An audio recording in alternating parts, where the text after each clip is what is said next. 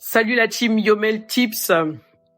Alors, le viager, ça te dit quelque chose? Certains pensent que c'est un pari sur la vie, d'autres voient une super opportunité d'investissement. Aujourd'hui, on va décortiquer cette pratique immobilière fascinante et parfois très peu connue. Alors, viager, libre ou occupé, suis-moi, je t'explique tout dans la vidéo. Donc, c'est quoi un viager? Le viager, c'est un concept unique. Tu achètes un bien immobilier, mais au lieu de payer tout de suite, tu verses un montant initial qu'on appelle le bouquet. Et puis, tu verses une rente mensuelle au vendeur jusqu'à la fin de sa vie. Ou alors, jusqu'à ce qu'il parte en maison de retraite. Ça dépend des termes du contrat. Dans tous les cas, tu payes en plusieurs fois. Mais attention, comme je disais tantôt, il y a deux types de viagers. Il y a le viager libre et le viager occupé. On va commencer par le viager occupé. Dans ce cas, le vendeur reste dans son bien et il continue de l'utiliser. Et toi, en tant qu'acheteur, tu récupères le logement plus tard, à la fin du contrat. L'avantage, c'est que tu payes moins cher que la valeur réelle du bien, parce que tu dois attendre avant d'en avoir l'usage. Donc, c'est vraiment l'idéal si tu veux investir sur le long terme.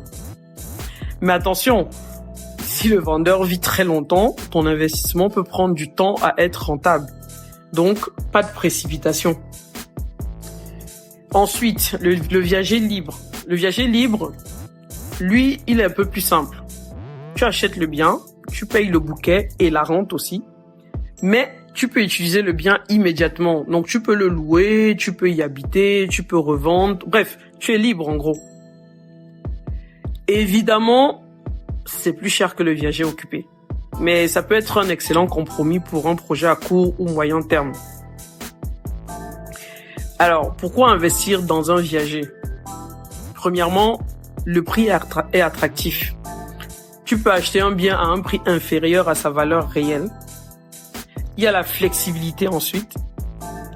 Ça peut être libre ou ça peut être occupé. À toi de choisir selon ton projet.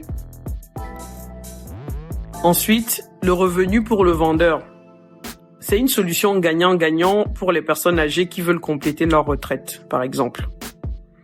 Mais il y a aussi des risques, comme dans tout investissement, bien évidemment.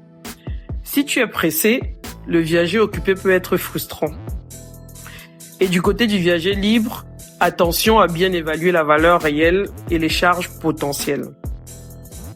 En gros, investir dans le viager, c'est un peu comme jouer une partie de poker. Si tu es bien préparé, tu peux en tirer des bénéfices incroyables. Par contre, si tu n'es pas bien préparé, tu peux être très très frustré par la suite. Alors, viager libre ou occupé? Quelle option te tente le plus? Dis-le moi en commentaire et abonne-toi pour d'autres conseils malins sur l'immobilier. Salut!